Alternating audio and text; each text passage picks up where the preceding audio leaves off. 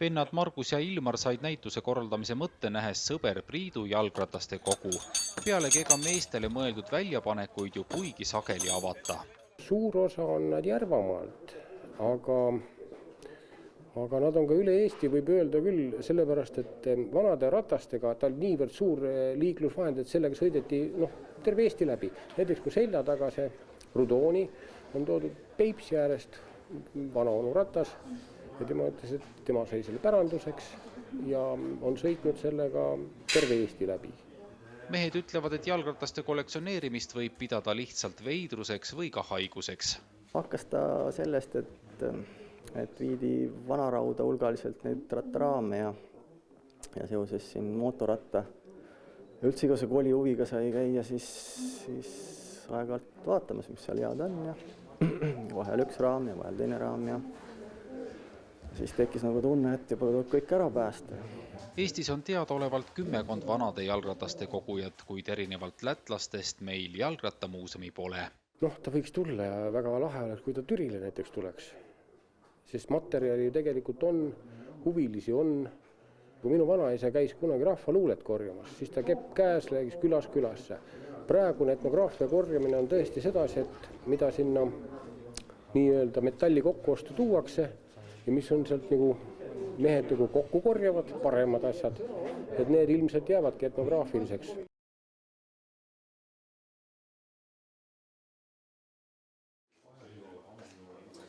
Marki NSU kandvate mootorrataste näitus avati Türi kunstniku Margus Tiitsmaa eragaleriis, kus aasta tagasi sai näha jalgrattaid. Rattahuvilised türilased asutasid vanaratta seltsi, mille kaugem eesmärk on muuseumi loomine. Tsiklid on ikka toodud üle kogu Eesti, aga siin Türil on vähestel meestel NSU-sid. Osa olid päris sellised võtmetsiklid, kelle kui sain teada, et nad lubavad need tsiklid, et siis nagu see mõte nagu üldse tuli. Ja need mootorrattad on 16-17 tükki ja neid on nagu juurde toodud osadena ja eile õhtul veel saabusid, täna enne näitust veel tuli kolm eksemplari. Nii et selles mõttes on ta tõesti niimoodi, on mootorratta näitus ennem olnud, aga ühe margi näitust ei ole kunagi olnud. Näitus sõideti avama tsiklitel Saaremaalt, Tartust ja mujaltki.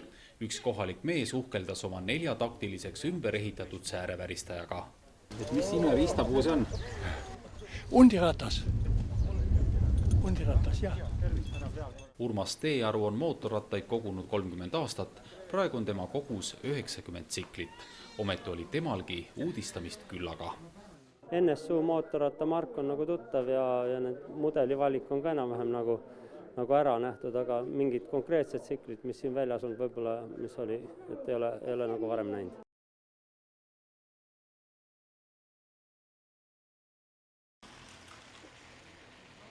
Türi endise Loomaravila ruumes asuvas galeriis on välja pandud 40 jalgratast ja 3 mootorratast, mis kõik valmistatud või kokku pandud sõjaeelses Eestis. Kui raske on veel algupäraseid Eestis toodetud jalgrattaid leida tänapäeval? Kusjuures üllatusi tuleb, ikka on neid tulnud siiamaani ja ilmselt tuleb ka edaspidi, sest et nii järsku ei lõpe midagi otsa, et ikka üllatusi tuleb nii ühest kui teisest kohast. 30. aastate teise poole suurimad tootjad olid ETK metallitehas ning Otto Saar Tallinnas, aga samuti Rudooni ning Karl Gustav Reinhold Tartus.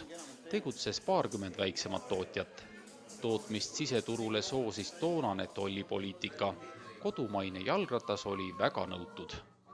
Näituse põnevamaid eksponaate on 20–30 aastatel kasutusel olnud kaubaveo jalgratas, mida tootis Voldemar Laanbergi jalgrattatööstus Tallinnas. Kuid Rudolf Niibo jalgratta Rudooni raami esiosa kiirekujulised tugevdused olid ka kogu Euroopas suur uudis.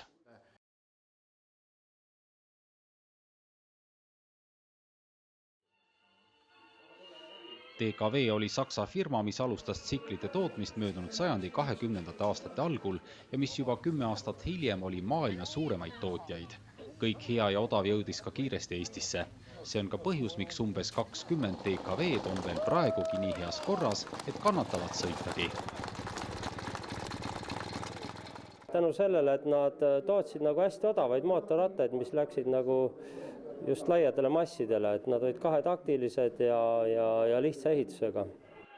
1940. aasta algul oli DKV Eestis NSU järel teine levinum mootorrattamark.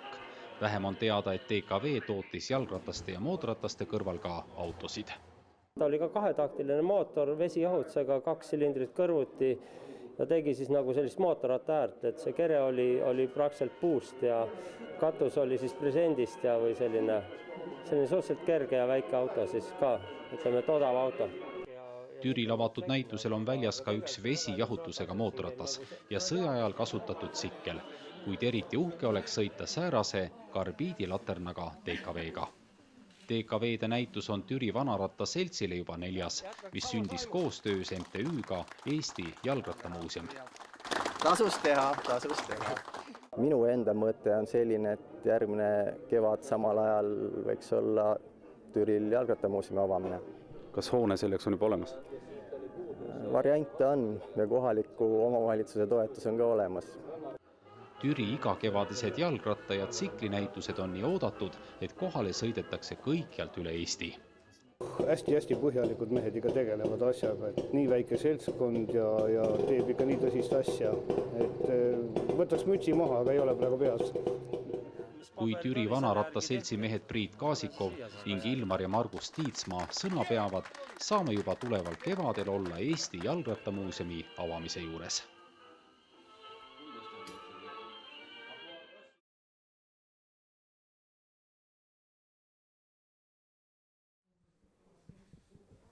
Zündap on suur ja vana Saksa tsiklitootja, kes alustas tegevust Nürnbergis 1922. aastal. Tootmine käis 1984. aastani ja viimases lõpus olidki rohkem väiksed mopeedid ja 125-sed, kahetaktilised 175-sed. Aga siis tegi pealetungiv Jaapani mootorrattatööstus omad korrektiivid ja hulga Euroopa tootjaid oli juba pankrotti läinud ja Zündap müüdi ka 1984. aastal hiinlastele.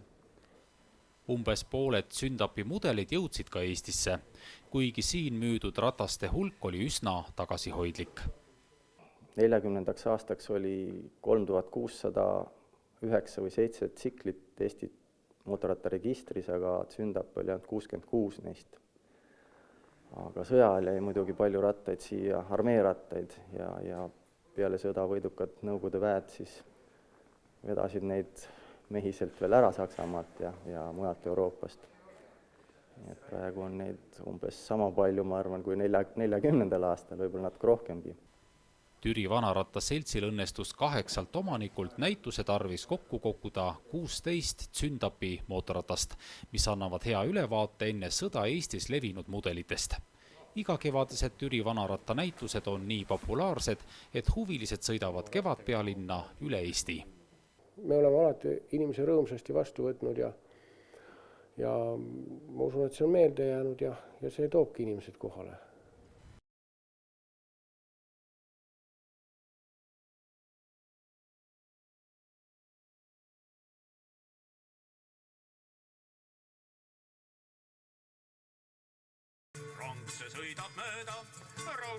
Türi Vanaratta Seltsi igakevadine näitus on tehnikagurmaanide suursündmus.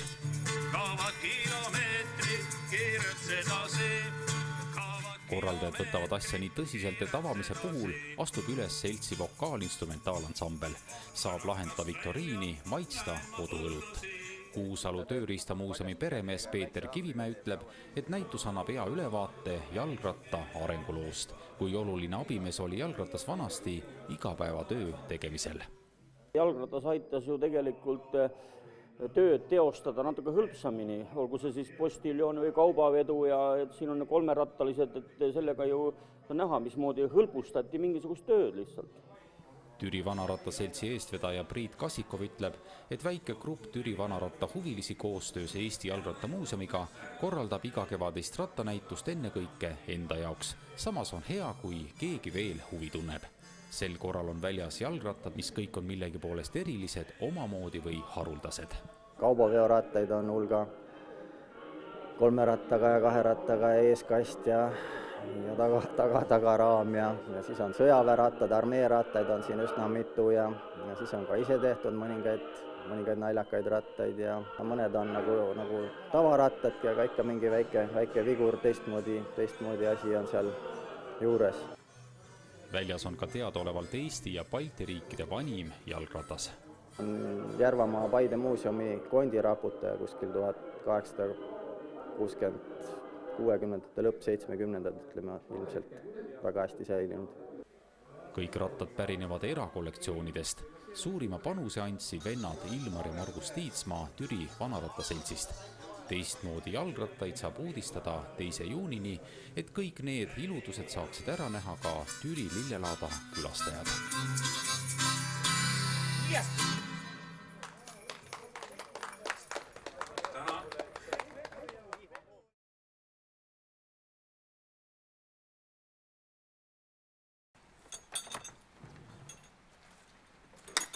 Nii, näitus on avatud, olge kenad ja astuge sisse.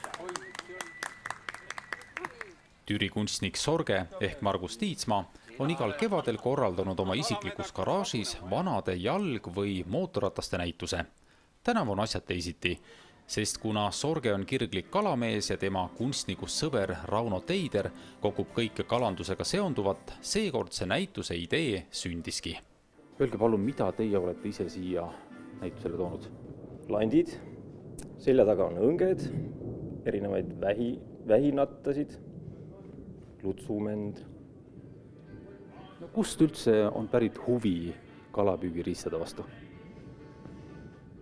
Noh, kus huvi ikka, ühel hetkel lähed kalale ja saad mõne kala ja siis ongi nakatunud. Margus Tiitsmaa ütleb, et tema kalamehe kirg sai alguse esimesest õnnestunud kalapüügist tavalise õngega.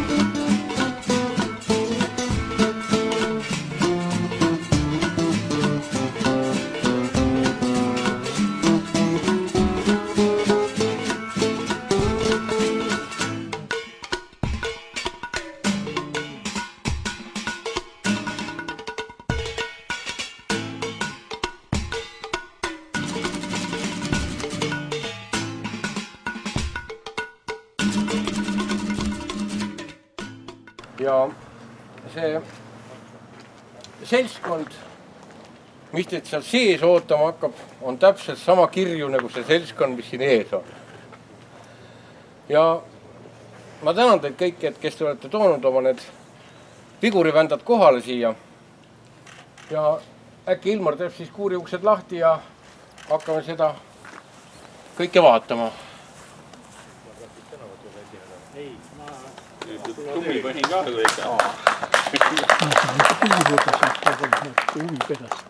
Üks asi läks mu meelest ära.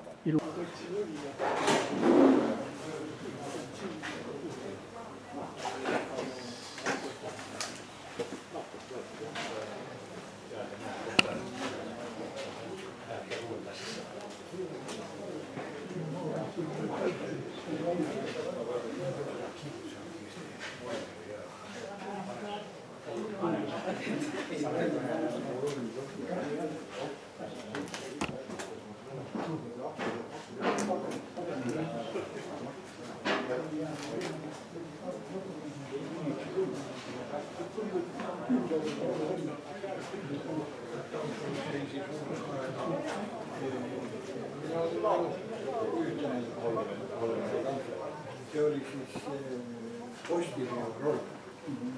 Ja see oli kabiin peal.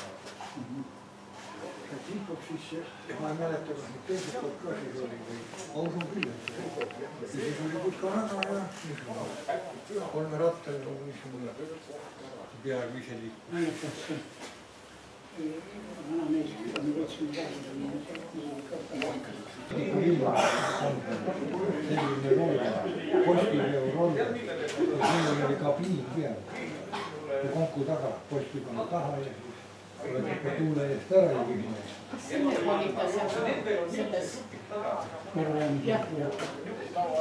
Jah, see on originaal ka. Reklaam. Karu peal. Keda näha? Seda tuleb siin ringi sõitis.